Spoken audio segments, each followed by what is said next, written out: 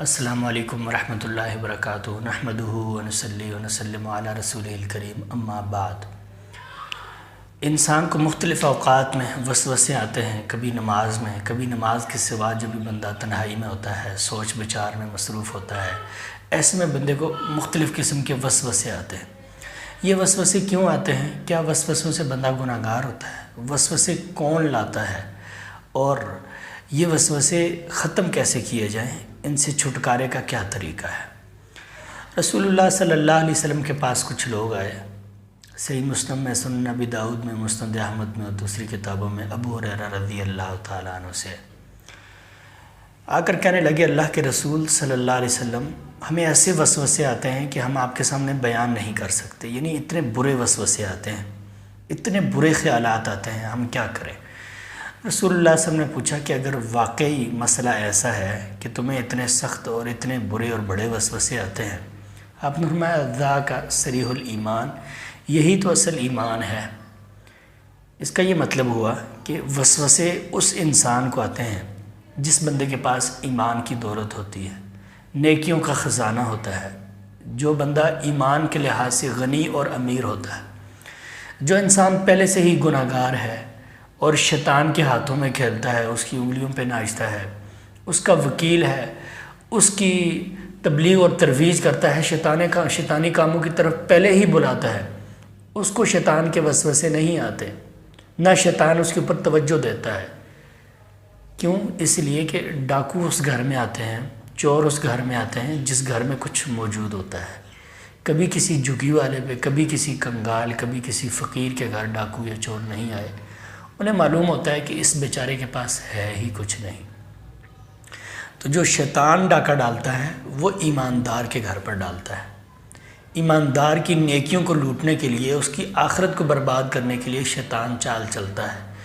انسان کے ذہن میں مختلف قسم کے وسوسے ڈالتا ہے اور اسے گمراہ کرنے کی کوشش کرتا ہے۔ تو اگر آپ کو وسوسے آتے ہیں، کثرت سے آتے ہیں، برے برے خیالات آتے ہیں، تو اس کا یہ مطلب ہے کہ آپ واقعی ایماندار ہیں، اللہ تعالیٰ نے آپ کو ایمان کی دولت سے نوازا ہے، تبھی شیطان آپ کے چکر لگاتا ہے اور آپ کو گمراہ کرنے کی کوشش کرتا ہے۔ رسول اللہ صلی اللہ علیہ وسلم کا فرمان ہے، صحیح بخاری اور صحیح مسلم میں، آپ صلی اللہ علیہ وسلم نے ارشاد فرمایا، ان اللہ تجاوز عن امتی، اللہ تعالیٰ نے میری امت کے وسوسوں سے درگزر کر دیا ہے، ما لم تعمل، جب تک میری امت ان وسوسوں پر، ان خیالات پر، ان ارادوں پر جو اس نے اپنے دل میں بنائے عمل نہیں کر لیتی۔ تو اللہ تعالیٰ ان وسوسوں پر ہماری پکڑ نہیں کرے گا۔ رسول اللہ صلی اللہ علیہ وسلم نے فرمایا ہے کہ یہ جو وسوسے ہیں یہ بندے کی ایماندار ہونے کی علامت ہے، شیطان کی طرف سے یہ آتے ہیں، ان کے آنے سے انسان گناہ گار نہیں ہوتا اس وقت تک جب تک انسان اپنے ارادوں کو عملی جامہ نہیں پہنا دیتا،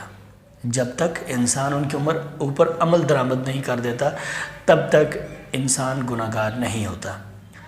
اچھا، بعض لوگوں کو وسوسے نماز کے اندر آتے ہیں، اس کا کیا علاج ہے؟ رسول اللہ صلی اللہ علیہ وسلم نے ارشاد فرمایا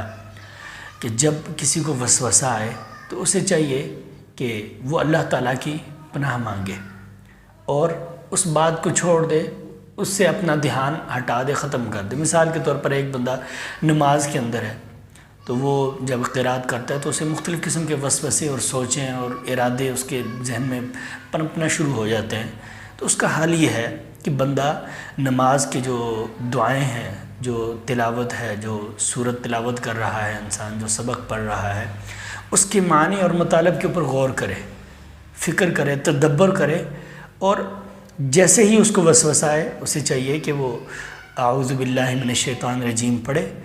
اور 3 مرتبہ اپنے بائیں طرف اس طرح ایسے کر دے، یعنی اپنی بائیں طرف وہ 3 مرتبہ تھو تھو کر دے، تھوک لے، اس سے شیطان رفع ہو جائے گا، دفع ہو جائے گا، دور ہو جائے گا۔ ایسا ممکن ہی نہیں ہے کہ شیطان ہمارے اوپر حاوی ہو اور ہم اعوذ باللہ پڑھیں اور وہ شیطان بھاگے نہ۔ رسول اللہ صلی اللہ علیہ وسلم کا فرمان بتاتا ہے کہ جب اعوذ باللہ پڑھی جاتی ہے تو شیطان بھاگ جاتا ہے، شیطان انسان کے اوپر حاوی نہیں رہتا بلکہ انسان اس سے خلاصی پا لیتا ہے۔ تو اس طرح اس کا یہ مطلب ہوا کہ جب بھی ہم قرآن مجید کی تلاوت کریں، نماز پڑھیں یا کوئی بھی نیکی کا کام کریں،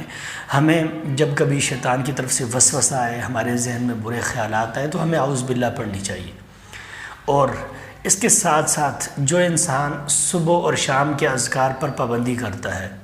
اور تسلسل کے ساتھ اللہ تعالیٰ کا ذکر کرتا ہے، مسنون دعائیں پڑھتا ہے، جیسے کھانے کے لیے بیٹھتا ہے تو بسم اللہ پڑھتا ہے، قضاء حاجت کے لیے جب وہ واش روم جاتا ہے تو وہاں جانے کی دعا پڑھتا ہے، باہر نکلتا ہے تو اس کی دعا پڑھتا ہے، اسی طرح جب گھر میں داخل ہوتا ہے تو داخل ہونے کی دعا پڑھتا ہے، نکلتا ہے تو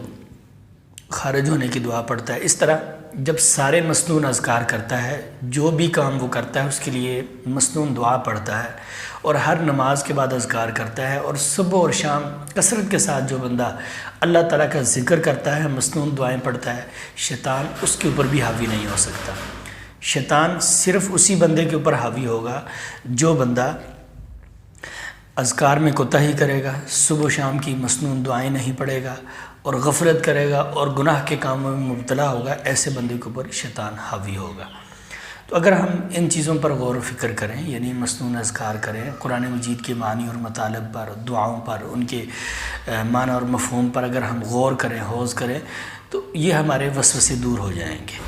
اور جب ہمارے وسوسے دور ہو جائیں گے تو ہم جو عبادت کی اصل لذت ہے اس کو چکھ پائیں گے، اور جو اصل مقصود ہے عبادت سے، اللہ تعالیٰ کی قربت، جنت کا حصول، اخروی نجات، وہ ہم حاصل کر پائیں گے۔ اللہ تعالیٰ عمل کی توفیق عطا فرمائے۔